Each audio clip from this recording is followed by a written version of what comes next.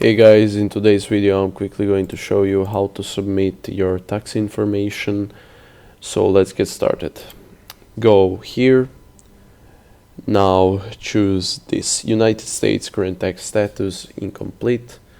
So let's press that. Wait for it to load. After that has been done, just start filling this. So, what is your tax classification, business or individual?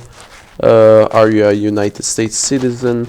Very important. If you're not, just say no. Are you acting as an I guess you're not, probably. Tax identity information, and just start filling everything here up. If you're not a US citizen, well, tell them that you're not.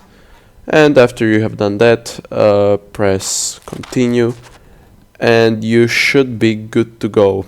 It's that simple, really.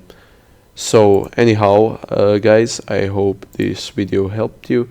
If you did, leave a like. If you have any questions, feel free to ask. And if you want more videos just like this, subscribe. Anyhow, guys, have a nice day.